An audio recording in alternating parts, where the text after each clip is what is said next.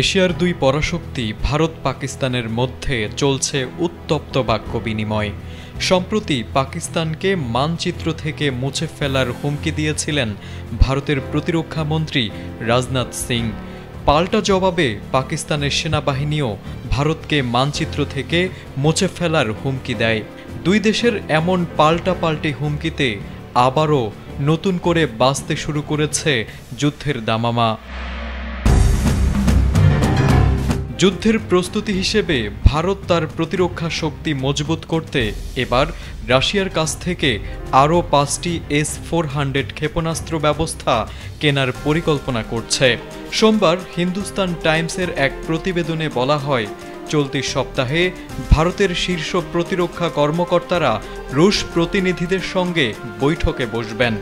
এই আলোচনার মাধ্যমে ডিসেম্বরের শুরুর দিকে একটি বড়সড় অস্ত্র চুক্তি স্বাক্ষরের সম্ভাবনা রয়েছে। S-400 হচ্ছে একটি অত্যাধুনিক surface two air missile system, যা শত্রুপক্ষের বিমান, ড্রোন, এমনকি ব্যালিস্টিক মিসাইল ধ্বংস করতে সক্ষম। ভারত এর আগে $5.43 বিলিয়ন রাশিয়া থেকে 5টি S-400 কিনেছিল।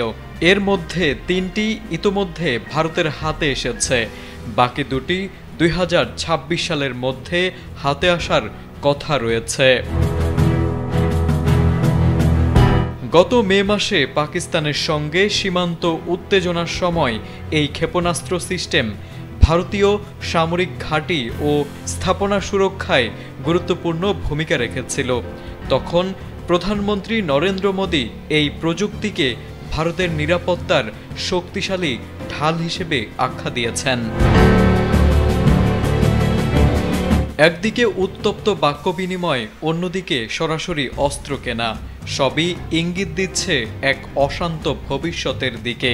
বিশ্লেষকরা বলছেন, তবে কি আবারও যুদ্ধের দামামা বাজতে শুরু করেছে ভারত পাকিস্তানের মধ্যে? যদিও সরাসরি কোনো পক্ষই এখনো যুদ্ধ ঘোষণা করেনি, তবে এমন উত্তপ্ত পরিস্থিতি চলতে থাকলে যে কোনো সময়ই বাজতে পারে যুদ্ধের ঘণ্টা। তারেক আজিজ, ATN বাংলা।